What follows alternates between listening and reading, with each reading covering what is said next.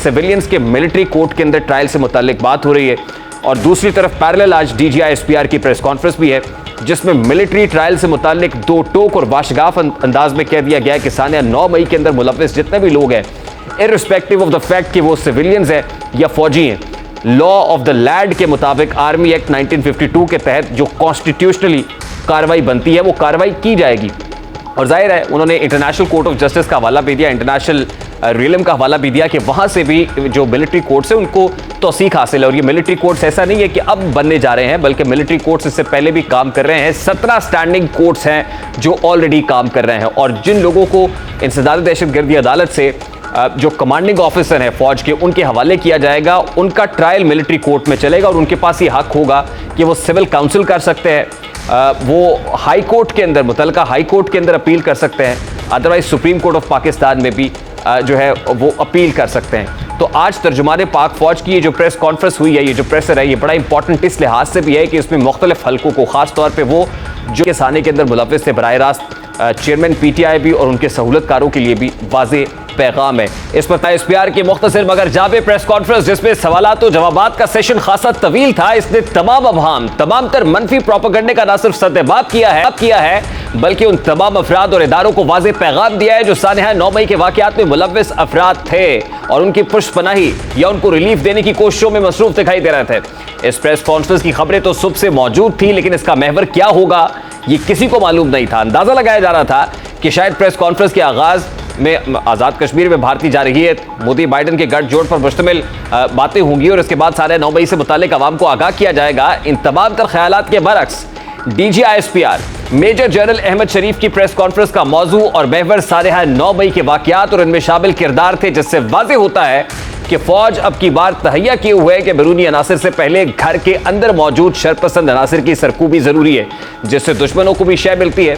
Press conference के आगाज पर ही मेजर जनरल अहमद शरीफ ने प्रेस कॉन्फ्रेंस के इब्तदाई कलिमात में यह वाज़े कर दिया कि सानिया 9 मई के वाक़यात के बाद इदारे ने सबसे पहला अमल खुद एहतसाबी से शुरू किया है। उन्होंने कहा कि एक मुफस्सिल एहतसाबी अमल के बाद यह फैसला किया गया कि जो मुतल्लिका जिम्मेदारान गैरिजन, फौजी तनसीबात, GHQ और जिना हाउस की सिक्योरिटी और तकद्दुस को बरकरार रखते हुए नाकाम हुए, इन जिम्मेदारान के खिलाफ तादीबी कार्रवाई अमल में लाई गई है।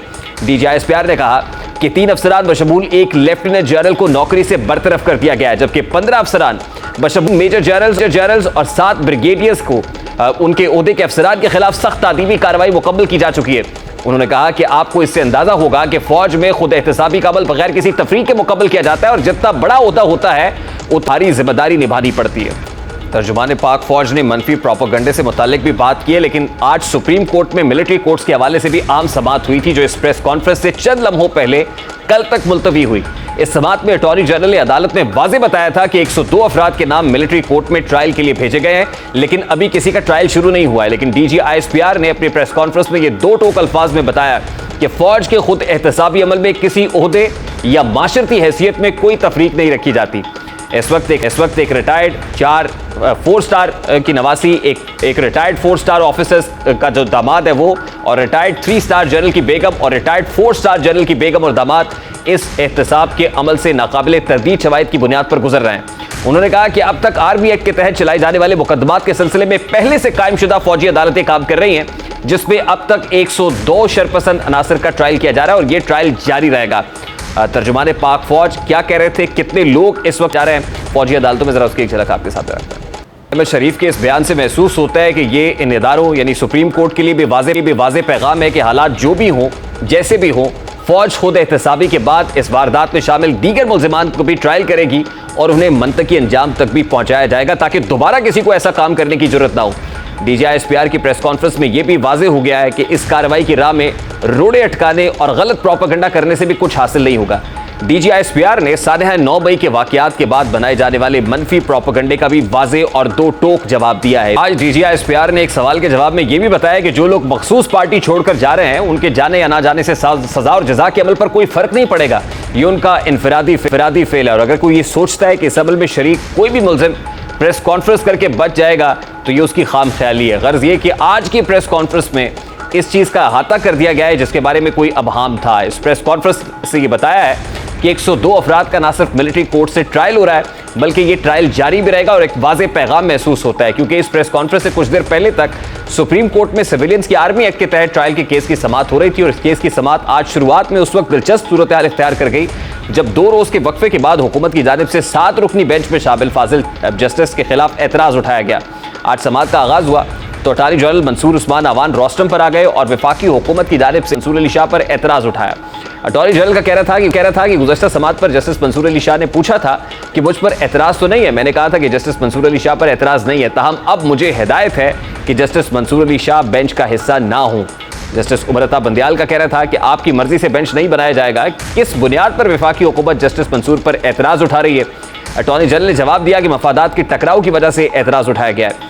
चीफ जस्टिस का कहना था कि जिस जज पर एतराज़ उठाया जा रहा है उनकी अहलियत पर किसी को शक नहीं।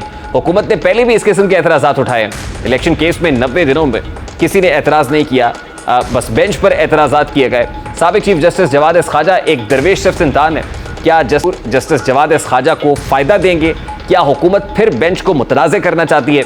इलेक्शन के हुक्म पर अमल दरामद न करने पर अदालत ने सख्त एक्शन से गुरेज किया है। सुप्रीम कोर्ट छड़ी का इस्तेमाल नहीं कर रही, मगर दीगर लोग किस हैसियत में छड़ी का इस्तेमाल कर रहे हैं? चीफ जस्टिस अटॉर्नी जनरल पर बरहम हुए। उनका कहना था कि आप एक आला दर्जे के वकील हैं, आप पर अदालत को एतमाद है। ये जजेस पर एतराज़ करने के तसलसल की एक कड़ी है। पहले हुकूमत ने बेंच के तनासुब का मामला उठाए रखा, बुनियादी हुकूक के मामले को नज़रअंदाज नहीं किया जा सकता। पार्लियामान में हमें लाइक माइंडेड जजेस कहकर पुकारा जाता रहा। हुकूमत करना क्या चाहती है? हमने इंतखाबात के इसमें तौहीन अदालत की कार्रवाई से गुरेज किया। अब हम समझते हैं कि वक्त पर एक कदम पीछे हटने का है। हक और सच की अखलाक की जिम्मेदारी इस अदालत की है। चीफ जस्टिस का कहना था कि वज़ीर आज़म से पूछेंगे कि किसी रिश्तेदारी की बुनियाद पर एतराज़ क्यों उठाया गया। बरकैफ मंसूर अली शाह इस बेंच से अलहदा हो गए, जिसके बाद अब ये 7 रुकनी बेंच 6 रुकनी बेंच रह गया है और अब ये 6 रुकनी बेंच कल इस मुकदमे की समाअत करने जा रहा होगा। इस मुकदमा ये बड़ा इंपॉर्टेंट है जिसमें